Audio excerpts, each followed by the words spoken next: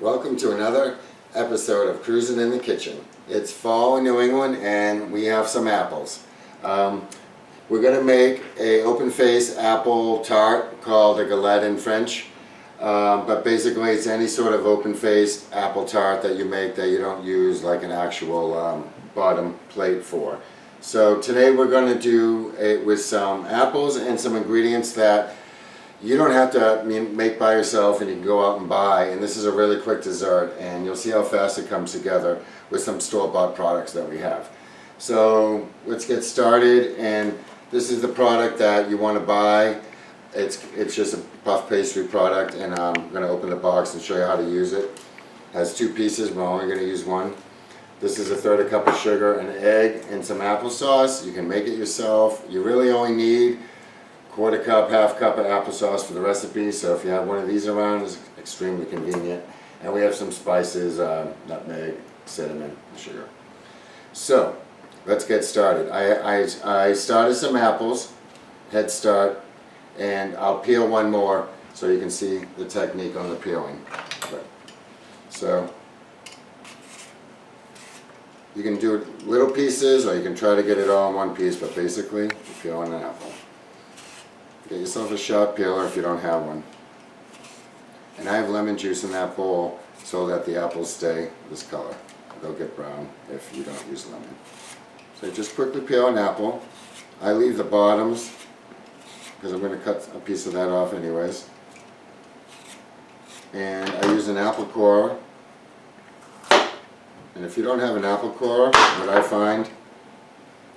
find works great is like a teaspoon or a tablespoon, just as well. I'm sure that's what they used before they had all that. So, you want the middle out. Whatever size fits the middle. Doesn't have to be exact. There's no exact number of apples you need for this. The pastry is relatively small, so either you use 2 big apples. These are small, so I have a couple, 4 apples, 3 apples, and I have another one in case I need it, but I'm only going to do this much. You know, if we need it, we'll just peel another one, but I think this should be enough. So, you quickly throw them in the lemon juice. And we can get our dough ready, and then we'll slice these up. The reason I'm not slicing them up right now is that they get, apples will get brown, so I'm going to keep them in the whole piece until the very last moment, and then I'll spread them out, and it helps keep them brown. So, a lot of people don't have a lot of experience with puff pastry, but I suggest giving it a try. It's one of the few products you can buy in the store that is much more, it's worth it. And to make puff pastry by hand, you can look at some recipes. And it's hours and hours and hours of rolling out dough and folding it. So this is the way it comes to you. There's 2 pieces. We're going to use one.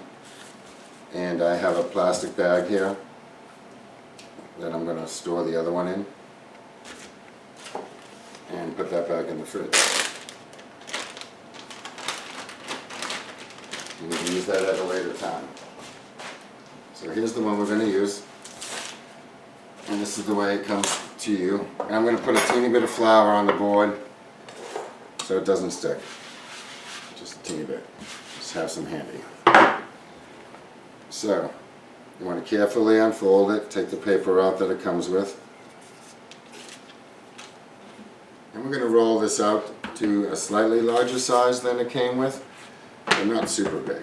So I just want to get some light flour on it, because we're going to we want to just spread it out just a little bit. We're careful of the seams.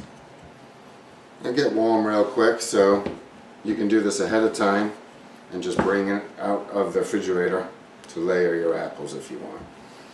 But this is very cold. I just took it out, and I'm just going to make it a little bigger and show you how we make a little fancy edge on it, and then we'll layer the apples and slice them. Like I said, this dough is worth the money as far as the time that it takes and the expertise it takes to even make puff pastry. You don't have to be exact, just do a teeny bit here. You want to be careful of the seams. So there. So you're just kind of giving it another inch to 2 inches on either side and stretching it out a little thinner.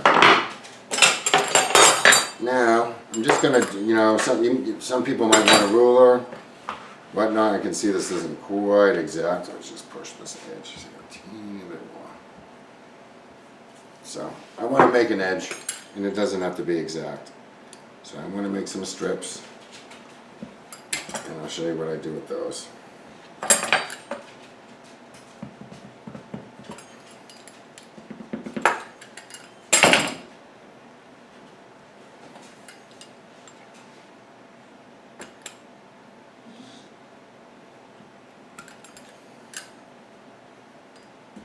I'm going to stick them on with some egg wash,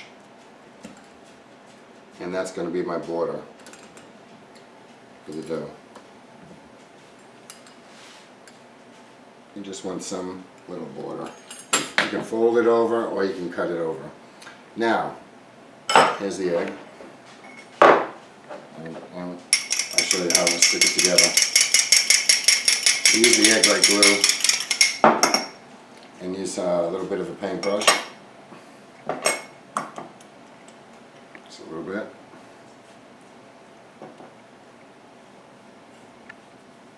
Put your border on.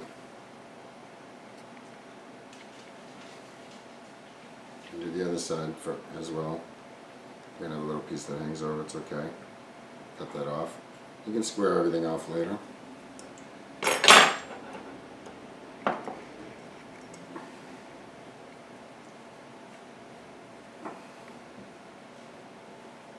Just something quick to give yourself an extra layer. It'll help when you lay the apples. And it will look a little bit nicer.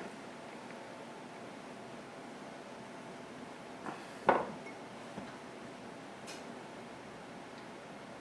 mean, it doesn't look like too much now, but it will look a little bit nicer when it's cooked because it'll puff up. So. Cut off any excess you have. Just clean it up a little bit. Okay, and get ready for the apples. So, you can cut the apples by hand, or you can use something like this, which is a mandolin. And obviously, be very careful. This is one way to get them super thin. And when I get down to that, I'll leave it because and you can try it either way. It depends on the shape of your apple. It's not that important what shape you use.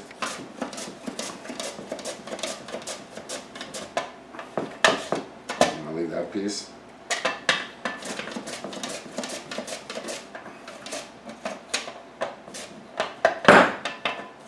That's enough because I can cut these by hand on my board afterwards. I'm just going to leave the pieces in the lemon for now.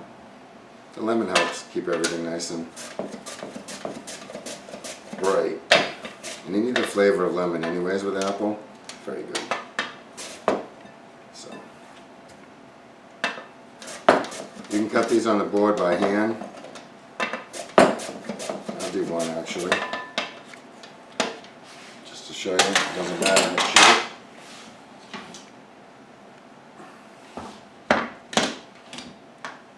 And you take the rest of them. We're just going to line them all up anyways, and just want them super thin.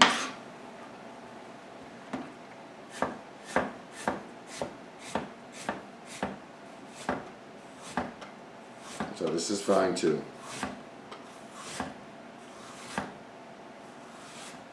These apples are going to disintegrate anyways, even if they're a teeny bit thicker. So, here's your applesauce. We're going to use this as a base. So, tablespoon or two, and a super thin layer. And if you don't have any applesauce, you can still do this. You get a little bit less of a texture, but it comes out pretty good because a lot of the super thin apples, if you're using a mandolin, will turn into saucy type apples anyways. So, you don't use too much. Just want something extra for a layer. And then you just quickly layer these up.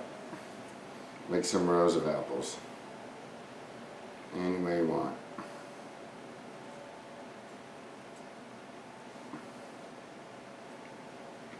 Actually, at this point,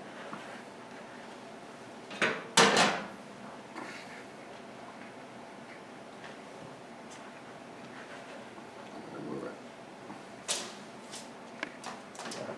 the looks of it, I would move it before you start your apples. Either way, just put your dough and cut it on this piece here. But yeah, you can move it around. It'll be a lot easier. You won't have to stress and move it. So, quick layering, and that's all we're doing. We're going to make a little bit of a design, but it doesn't have to be exact. You can see we'll have two different shapes. It won't matter. It gets a dusting of sugar, the nutmeg and the cinnamon.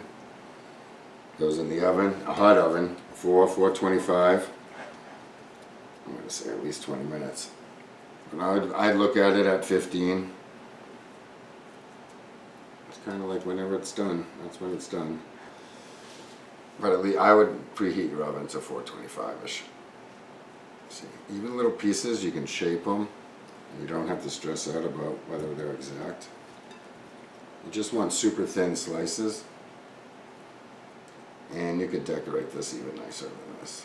Like exactly half moons, kind of like this the whole way.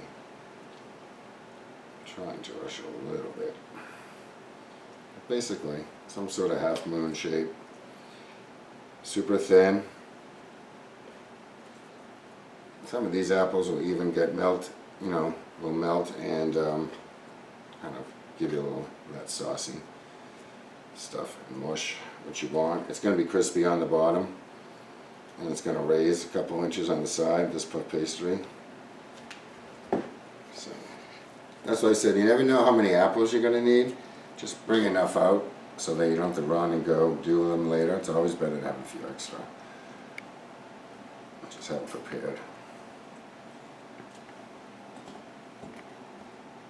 Anyways, this looks pretty good. Spread them out. Now, a couple of things. We want to flavor the apples and decorate the edge a little bit with the turbinado sugar, brown sugar. So we'll quickly do the edges and put some sugar on it.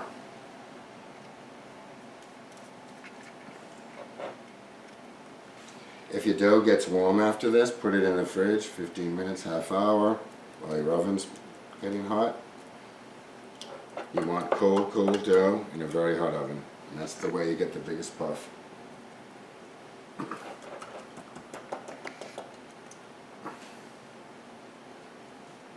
Hopefully we'll do lots of work with puff pastry.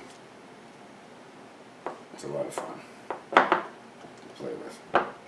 So, quick flavoring. So here's a third a cup of sugar, and I can tell already I'm not going to need it all, but I want, I want some of it. I'm going to say I'm going to want 2 to 3 tablespoons. Really depends on your palate a little bit and how good the apples are. But I brought out a third of a cup just because I wasn't sure exactly how much. So, and the turbinado sugar I put on the edge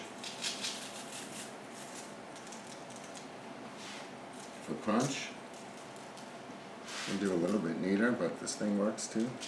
Just use a spoon. And I want some more flavoring. So I buy nutmeg whole, and I think it just a little bit of nutmeg goes a long way because it's very strong. But it's a nice perfume, and it goes well with apples. And a teeny bit of cinnamon. Sprinkle. Just be careful if you're using that in a package. Just a little bit.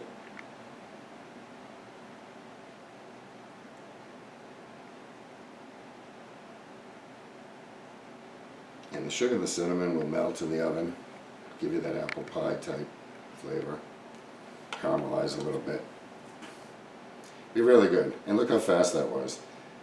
And if you have bigger apples, you're only peeling 1 or 2 apples. Sometimes you get those giant Cortland apples. So 1 apple will do this, 1.5 apples will do this. Don't stress out about how many apples, just have them ready. So this is what it looks like. I'll call it an apple galette. And we'll take another picture of it when it comes out of the oven.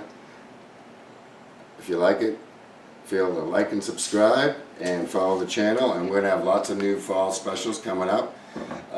Pumpkin, some dough, and other things, and we'll show a picture of this. And I'll cut it up into 4 pieces when this bakes off. The pizza cut is helpful, but either way, cut it with whatever else you want, and we'll show a picture of the final product.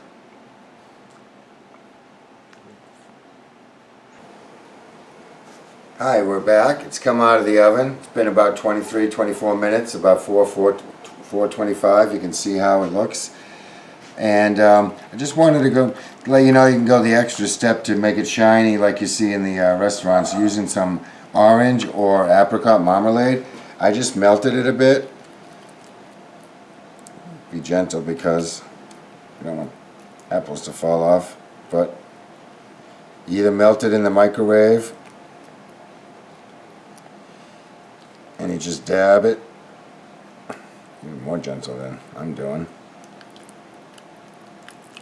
Probably could be a teeny bit warmer, but either way you get the idea that you can make this nice and shiny. It's kind of what they do to fruit tarts and you see them at the stores, and a little extra sweetness too.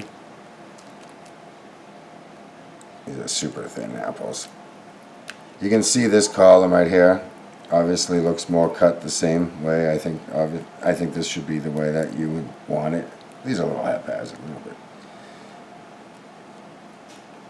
Could be a little bit neater, but you guys get the idea that you don't have to be super fancy. And now you've got yourself an apple dessert. You can see how much the apples shrinked. You can crowd them in as much as you want. If you want a little bit more apple on that, if you like that amount, you know, spread them out the way I did. Really doesn't matter. You could probably put a teeny bit more apples in there, but other than that, more or less that's the way it is. And I'll cut that into pieces and serve that with vanilla ice cream, and it's really good. So enjoy, everybody. The fall's here, apples are here. Buy this piece of pastry in the store, and 30 minutes later this is what you got.